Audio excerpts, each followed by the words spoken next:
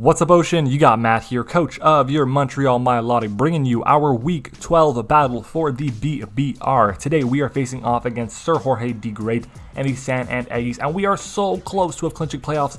It is crazy. We are 6-5, 1 win, we lock ourselves in.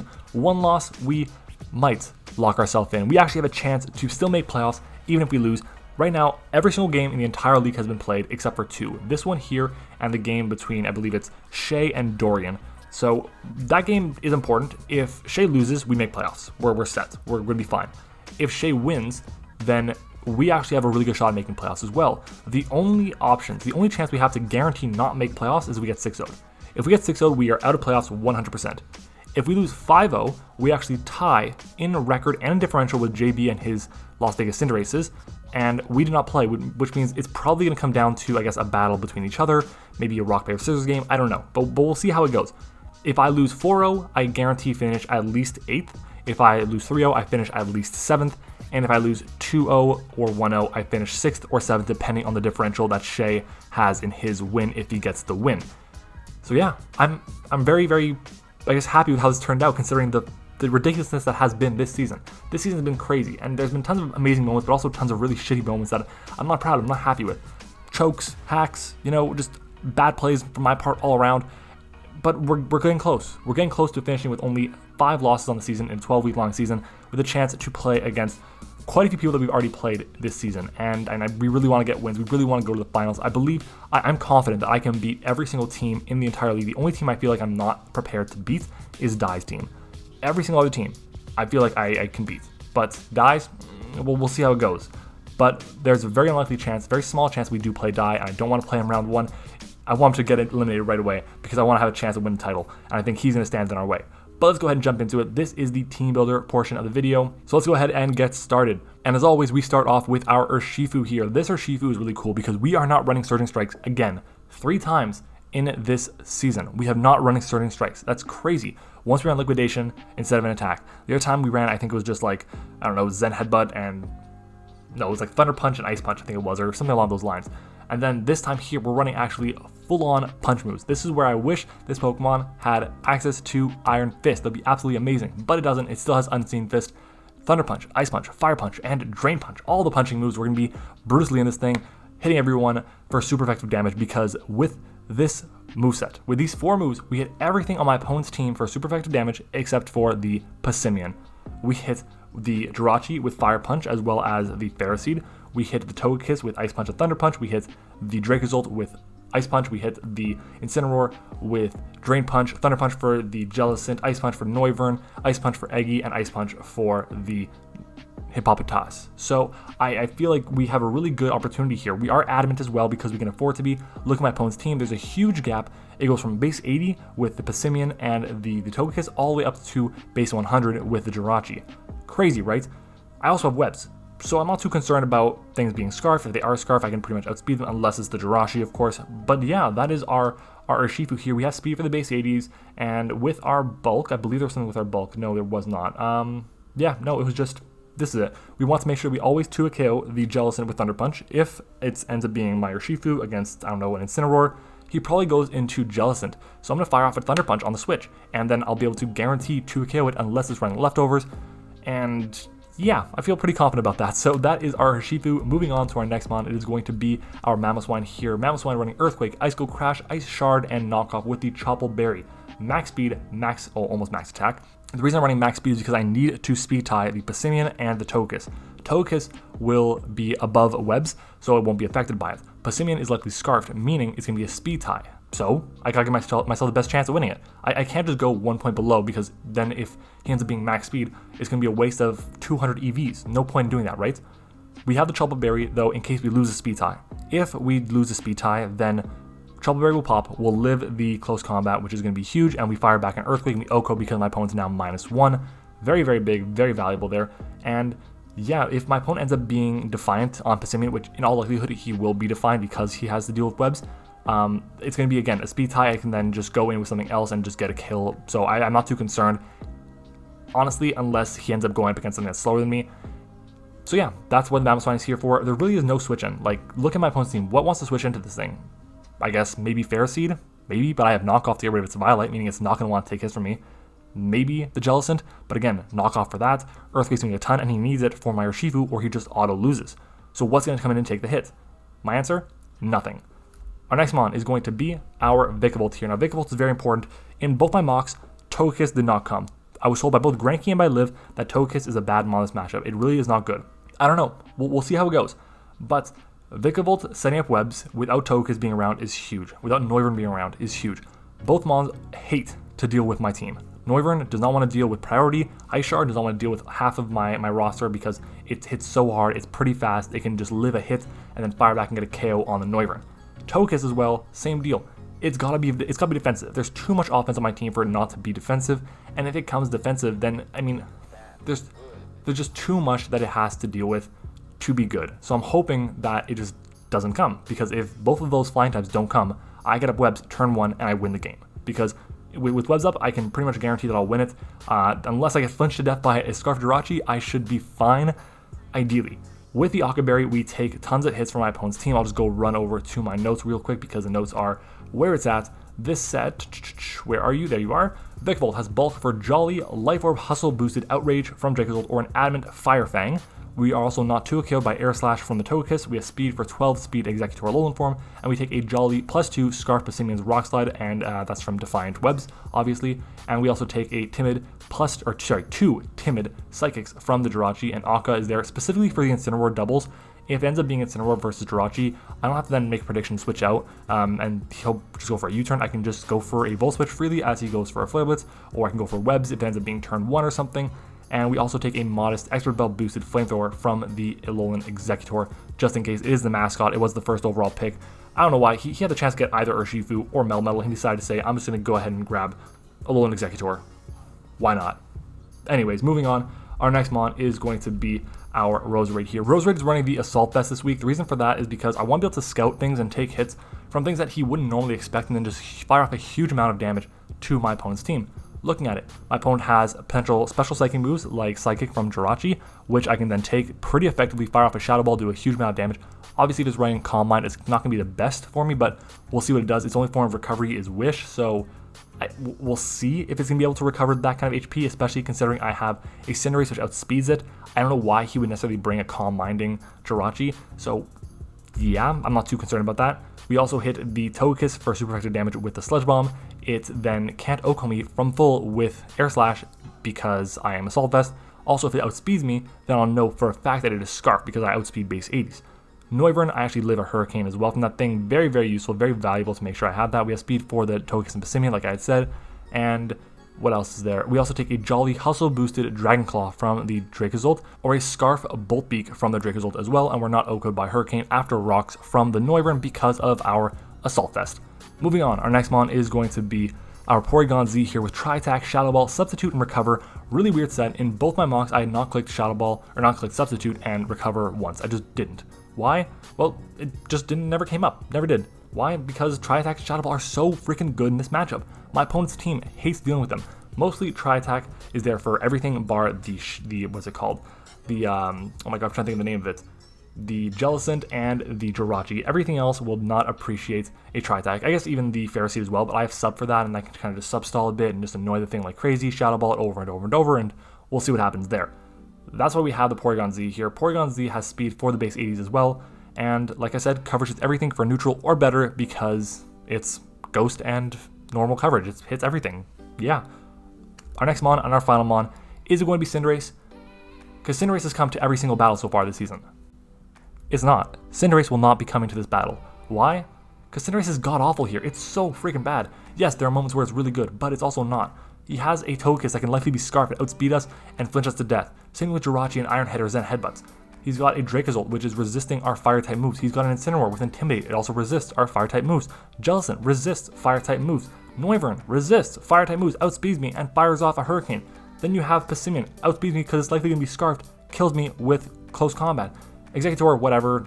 Ferris Thorn, whatever. And then Hippopotas is super bulky. It could come to be Sand Force or help with Sand Rush on the Dracozolt. So I just felt like it's good, it's just not good enough. There's really not enough for it to be amazing here. So instead we're running this really weird and stupid Copper's Jaw set, and I can't remember who suggested me because like I think it was it Texas? I think I don't remember. I'm gonna try and find it, but it was a really interesting set, and it's so dumb, but it's so dumb it's genius. It's like I think it was okay, there we go. It was Almighty Panda. So Robert Panda suggested it, and I kind of fixed up the EVs, but he suggested max HP, max attack with Adam Nature.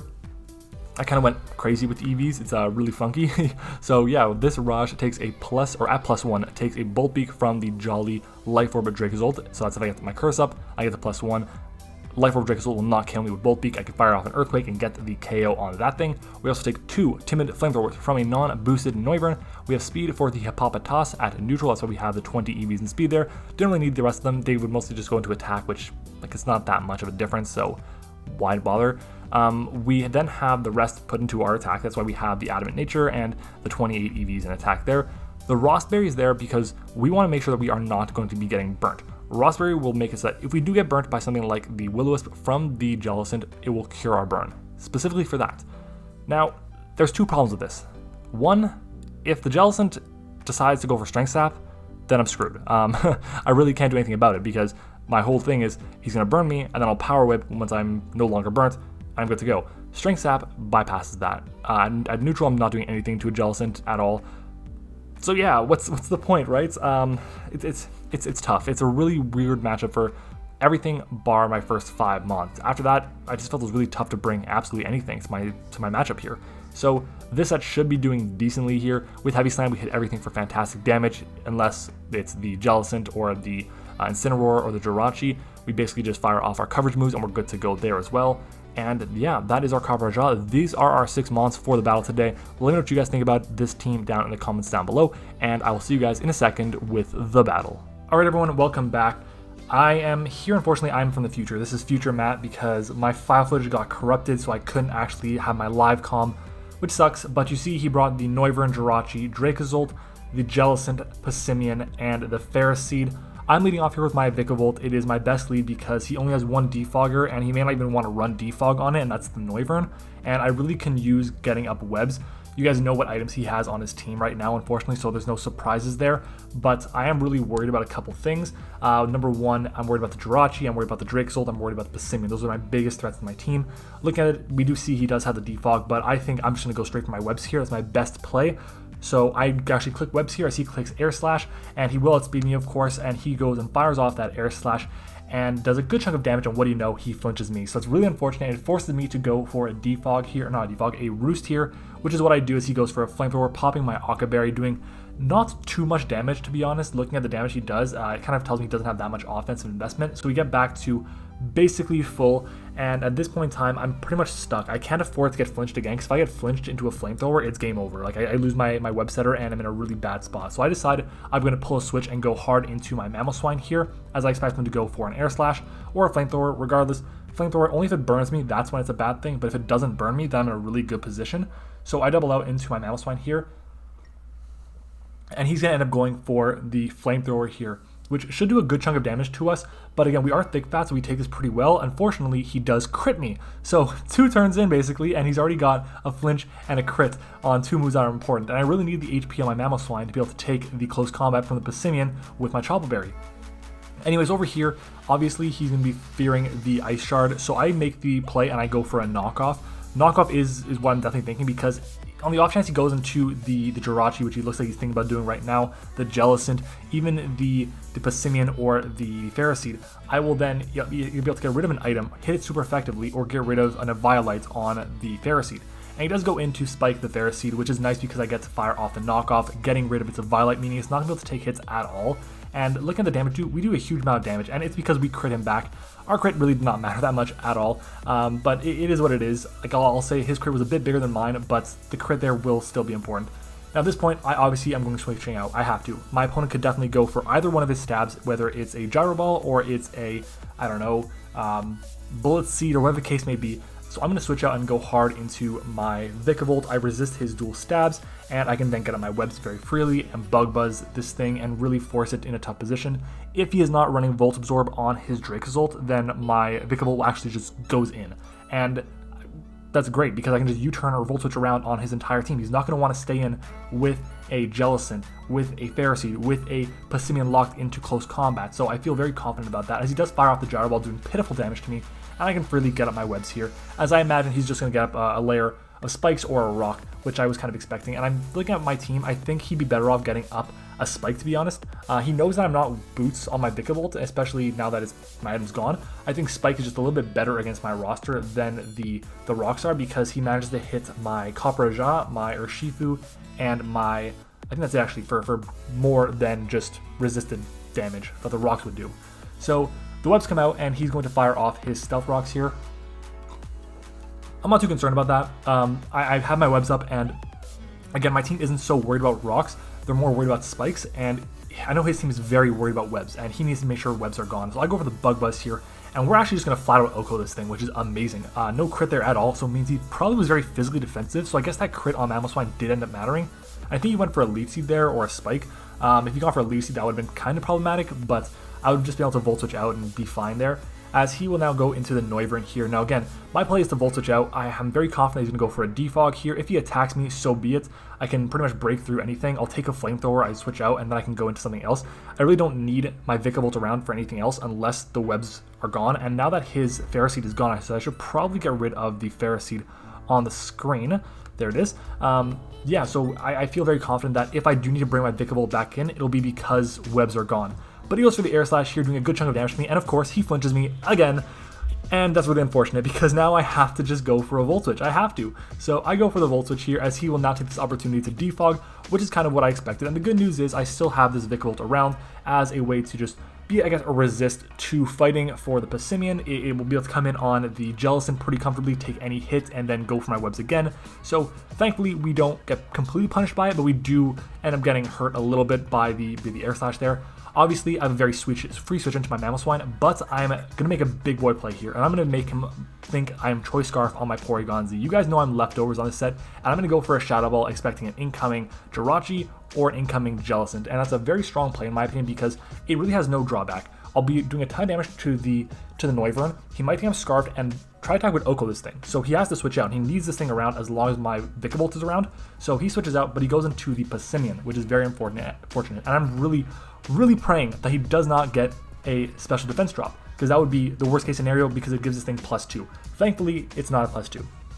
Now again, I make another play here. I'm thinking he knows that I'm Choice Scarf. He knows I'm switching out. He probably thinks I'm going to go out into the Vikavolt or the Roserade. So because of that, I'm going to stay in and fire off a Tri-Attack. And it's looking like he's deciding, do I go Close Combat? Do I go Iron Head? Do I go Knockoff? Do I go Rock Slide? I think his best play is definitely the Close Combat. That is 100% the best play. It's no drawback. I have no immunities. He goes for Close Combat. Maybe he hits my Vikavolt, but then I get up my webs. He goes hard into his Noivern, and maybe, who knows, depending on my investment, he might actually 2-KO it. But he goes for Rock Slide, and we managed to take that hit pretty damn well and fire off a Tri-Attack, which will allow us to get the KO on the Passimian, which is absolutely incredible. So now he is down 4-6. Very, very strong start for us here. I'm really hoping that we can continue this trend and just get the win for ourselves. He's deciding now, and obviously we can see he brought 3 Scarfers. He has a Scarf Passimian, a Scarf Jirachi, and a Scarf Dracozolt. All are very terrifying threats. Unfortunately for me though, I have no way of knowing that this is Choice Scarf. I'm thinking to myself, you know what, I'll just go for an Aura Sphere or another Shadow Ball here, try to do a ton of damage. I can't let this thing get a free Calm Mind. If it does go for Calm Mind, it means it's lacking some coverage. It probably is me running leftovers and maybe Wish. So I'll just go into something like my Urshifu, something like my Mamoswine, something like my, I don't know, a Copperajah, which eats any one hit and fires off an Earthquake and does a ton of damage. So I feel very confident about just going for a Shadow Ball here. And he's going to go for an Aura Sphere, you know that. I'm still taking my time doing some calcs. I believe I'm calcing to see if an Aura Sphere would KO if he is Timid Scarf, and I don't think it does. So he goes for the Aura Sphere here, and he actually will get the KO, and I'm pretty sure from that I know that he's Modest now, which is super, super unfortunate. Losing my Porygon Z this early is not what I wanted to happen, and it really sucks because it's a way that I could really break my opponent's team every time the Noivern comes in, because Noivern can't just Oko me in one hit. The problem was I really didn't want anything taking the hit, and I still don't know, is this thing Scarf? Is it Specs? What is it? Is it Expert Belt? Is it... I have no idea. That's the problem here. So we'll see what he wants to do, but I go into my Copperajah because I wanted to fear one of two things, either that I'm Choppleberry or that I am Assault Vest. And in his recording, he said that he was fearing that I was Choppleberry. And that is huge because I can fire off a very free Earthquake against my opponent's entire team. He'll go into the Jellicent, that's his only switch in, which then I have a fantastic switch in too, which is going to be my Roserade. So I'm kind of playing it like 2 turns ahead, get into the Roserade to be in a, I guess, an advantageous position against his Jellicent with that Roserade. So Earthquake comes out and you're going to see it does no damage at all. And I feel very, like, I don't know, we did 50 points of health, which is not bad for, I guess, this. It's not bad. It's 50 points of health. It's a quarter of his HP, which is not bad at all. All right, so my play here is definitely to go hard into the Rose Raid. Like I said it in the team builder, it's my best switch in. I really don't have any other option here. I don't want to deal with like I guess a Strength Sap or whatever, a Will-O-Wisp or a Scald, but he doubles out into the Dracozolt, which I guess he was expecting me to go for a Power Whip or a Heavy Slam, which makes sense. I don't think he expected me to double Earthquake there. It was not, I guess, in his mindset at all. And again, here he has to make a decision. He is Choice Scarf. My Rose Raid takes a Scarf Bolt Beak from a Jolly Dracozolt. So if he's Jolly, we'll take the hit. If he's Adamant, we will not take the hit, as what I have is loading here. Sorry about that, using a browser. All right, like I was saying, he's making a decision here. We take a Bolt Beak from a Scarf Jolly Dracozolt. I feel very confident that he's going to go for that, and I can fire off a Dazzling Gleam, do tons of damage. I'll then know that he's Scarf, and I can go hard into the Mamoswine. If he decides to go for one of his other 3 moves, then I'll be able to just make a decision based on that. I'll take any single one of them except for the Fire Fang. But then again, I do have a very free switch into my Urshifu. But he goes for the Iron Tail. Crazy. And I fire off a Dazzling Gleam. I have no idea why he went for Iron Tail. No clue. I guess it was for the Mamoswine, but I was in range of like a Fire Fang. I'm positive. So I don't know why he just went for that. But regardless, it is what it is. At this point, I kind of have to switch out, and I switch out into my Vikavolt here because Vikavolt actually resists the Iron Tail. It shouldn't do a crazy amount of damage to me, like 20-ish%. Meaning I can roost up on it. I know that he's Scarf because he outsped me. I can get up with my webs, and again, he still has 1 Defogger. It's the Noivern. I can just really threaten that thing out with Volt Switches, with just really pressuring that thing effectively is kind of what I want to do, and I feel very confident that I can do that well. He does double out into the Jirachi though, which is unfortunate because this thing is going to be faster than my Rose Raid, and it's also going to be faster than my Vikavolt. The good news is nothing he can do can OHKO me except for like a Fire Punch, but because he has Aura Sphere, he actually can't kill me because, I mean, none of his moves KO. Just how it is. But he goes for Ancient Power here. He needs a crit to KO me, and of course, the man gets a crit. Yep, he gets a crit. Oh, and what else? He gets the boost too. Are you kidding me? Dude, I'm so, like, the amount of shit that my team had to deal with this entire season, and it's crazy. So Vikavolt goes down, which really sucks. I actually went for webs there.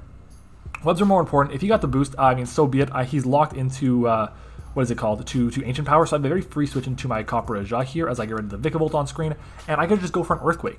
And if I had webs up, Earthquake would have just done wonders to my opponent's team. It would have really threatened things out very effectively. I was actually debating here, do I want to go for a Heavy Slam as well, considering that I was pretty confident at this point that he was Modest Scarf. So I go for the Earthquake here though, expecting him to go, if anything, the Jellicent, but he doubles out into the Noivern, making a really solid play, getting that prediction right, and he finds out that I am Rossberry as well. He was like, ooh, in the recording, so I was like, I guess he knows what it does. He's expecting this set to be a lure for Jellicent, whatever the case may be, we'll see what happens. But he fires off a U-turn here, as I guess he thought I was going to go switch out because of the incoming Flamethrower, but I go for a Heavy Slam, expecting him to double out, or at the very least, just be able to do a good chunk of damage to my opponent. We should KO the Dracozolt if he went into that, but he goes into his Jellicent, and this is going to take a clean, like, 20%, I'd say, from the Heavy Slam. Like, this is not bad at all. Yeah, we do 50 points of health. That's basically as much as Earthquake does. It's crazy. But I'm going to fire off a, I guess, Power Whip here because I was thinking, you know what? He has to have the Strength Sap. He has to have the Strength Sap, and he has to go for it here. And at the same time, if I go hard into my Rose Raid, then he just loses his Jellicent, or he loses something. So because of that, he goes for a Scald there. He actually meant to go for a Hex. Scald didn't matter because he didn't get the burn. And we land our Power Whip. Huge. The fact that we got that, it's 85% accurate. We get rid of the Jellicent, and it's an absolute monster down for the count, meaning that my Urshifu actually has a chance to just clean up here. The unfortunate thing is, it's up against 2 Scarfers and 1 Mon that is faster than it by nature, or 2 Mons that are faster than by nature. One of them just happens to be Scarf, and I don't have webs. So what do I do? Oh, and the other problem is all 3 have stabs that are super effective against my Urshifu. Very big problem there. But he's going to fire off an Aura Sphere against my Rossberry Copperajah, expecting to get the KO. And again, this kind of confirms it for me that he is definitely Modest Scarf on his Jirachi from the damage that he had done. But our Earthquake comes out, and it's going to do a huge chunk of damage to the Jirachi. This damage is very, very important. And for a set that I was kind of joking about, thinking like, you know what, this thing isn't going to be that good in this matchup, Copperajah is putting in a ton of work. It's gotten really, really good damage off on a lot of things. Getting the KO on the Jellicent is amazing. There's so much benefit that I had to bring Copperajah this week. I'm really happy that I got it brought to this matchup because looking at it, it resists both the Jirachi stabs. Without this thing, I don't know what we would be doing. Like, it can just go for Flash Cannon, it can go for Psy Shock or Psychic and really wear my team down. But with the Copperajah, it can't just do that. It has to go for an Aura Sphere, a Fire Punch, a U-turn, or something along those lines. As he goes for the Aura Sphere, the second one, he gets his KO on the Copperajah. So finally, the Mammoth goes down, or one of the two Mammoths that I have, the Elephant, goes down. And it's now 3-3. So who will win? Let me know down in the comments what you guys think is going to happen. But at this point in time, I have a very tough decision to make. What do I go into? Do I go into the Urshifu bluffing with Scarf? Do I go into the Roserade? Do I go and just sack it off basically? Because Roserade can't do anything against the Jirachi. It's in range, and if he's Scarf, he just wins. He knows I'm not Scarf myself, or else I would have outsped his Jirachi. Or his, what is that called? Dracovish. Dracozolt. Wow. But my play is to go into the Urshifu, and I decided to go for a Drain Punch here because we got the KO on the Jirachi, we do a ton of damage and KO the Dracozolt, and it's a hit that is stab, so it's going to do more damage to the Noivern than a Fire Punch would. So I go for the Drain Punch, and unfortunately he does switch out. If I had gone for the Ice Punch there, I think I just won the game outright. But he goes for the Noivern, which frisks my Expert Belt, knowing that he's now not dealing with a Scarf Mon, and he can easily just roost up on me and take whatever he wants to take. So I'm thinking now, do I stay in? Do I take the damage from this thing? Or do I switch out? What is the plan? I'm thinking to myself, I kind of still need this. I don't really need the Roserade. Roserade's outsped by everything. It can't recover up on anything at all. So let's go into the Roserade here, as he's going to fire off his Air Slash and get the clean KO on my Roserade. So Noivern picks up a kill, and Roserade is down for the count. Very unfortunate, because we're now down 3-2, and we only have our Mamoswine and our Urshifu left in the back. And Mamoswine is under 50%, but it still has this Chopper Berry left in the tank, which is very useful. I don't know how useful though, because it's probably in range of Psyshock or Psychic from the Jirachi, especially if it's super offensive. But Mamoswine is my play here, and at this point I'm like, I lost. All he has to do is just play the game smart, and he's got the win. I'm going to go for an Ice Shard here. Ice Shard picks off everything. If he goes into Jirachi, he has to worry about an Icicle Crash, he has to worry about a knockoff, he has to worry about getting 2KO'd by Ice Shard. So the Ice Shard comes out, and it fires on the Dracozolt as we get the KO on this thing. So Mamoswine picks up its KO, its first one of the game. I believe it was his first one at least. And I'm kind of hoping that, again, I don't know how we're going to pull through. I don't know. We lost this game. Jorge won, and I was really disappointed because, like, the amount of hacks this man got, like, that was really lucky in his favor, it really swayed the game and changed a lot of the tempo. But he's thinking here, do I go for Flash Cannon, Psyshock, or through? He actually mentioned, I'd want to go for Psyshock, but I'm worried that he's going to be a bulky Mamoswine and take the hit. This is where you always want to calc. Because I'm Psyshock, he doesn't have to worry about Assault Vest, or because he's Psyshock, he doesn't have to worry about Assault Vest, so that's a pretty free play here, unless I'm like fully offensive, or fully defensive, rather. But he goes for the Aura Sphere here, and he's like, this is free, I won, and he's like, oh my god, Choppel, can we crit? Please, can we crit? Does he crit me? Does he crit my Mamoswine? No, he doesn't. No, he does not, and because of that, our knockoff comes out, and our knockoff cleans up the Jirachi, meaning we have one turn left where we can click Ice Shard and get the KO on the Noivern, picking up a 2-0 win, and which will allow us to advance to a 7-5 record with a +6 differential. Yes, so we have clinched playoffs. I'll let you guys know on a secret. We actually clinched playoffs right after I recorded my team builder for this video, and the reason for that is because the only team that actually had a chance to knock us out of playoffs, they ended up losing. So it really changed a lot of how the, I guess, match went. And yeah, so I'm going to pause the screen over here. But we ended up winning 2-0. Very, very big win for us. We finished with the 6th best record in the BBR. We had differential points of 2. Our differential was +6. It was 2 points below D-Ray's differential. He was 7-5 +8. And we will be playing against a team we played it in week 4, I believe it was. And that is going to be Seabat himself, coach of the Detroit Steel Wings, in a rematch. Now, last time we played him, we beat him. We beat him, I think it was 1 or 2-0, and we beat him on the back of Cinderace and Urshifu being just banded and being better and stronger than everything that he had. I know he's going to prep for that. He also has a Tangrowth now, which is like a pretty hard wall to the Urshifu, so I'm kind of worried about that thing. We'll see what he wants to do. He's got a lot of options. Haxorus is very scary. It's a new addition to his team. No more Scizor, no more Wartortle. He made a couple other transactions, so I have to be prepped very well. I do feel bad for Jorge because he actually had to win this game 0-0 or better. I actually think, no, if he won this game 0-0, he did not make playoffs. But if he won this game at all, if he clicked Psyshock, then he won and he made himself into the playoffs. But he did not, and it's really unfortunate. I do want to give a huge thank you and shout out to Jorge because he gave me his side of the battle for this. I would not be able to record this video without him, so thank you very, very much. His link will be down in the description below. Make sure to check him out. And of course, guys, if you like Draft League content, make sure to subscribe to this channel ASAP. Just get it done. If you're not subscribed, I don't know what the hell you're doing. There are so many people who are not subscribed to this channel that are watching my videos. It's like 40% of the people. So just subscribe to the channel, make your life better. We're going to get better at this game together. We got a revenge season going on in the IBL, which is going up tomorrow, so make sure to check that out. And yeah, so thanks for watching, everyone. Hope you enjoyed it, and I'll catch you all next time.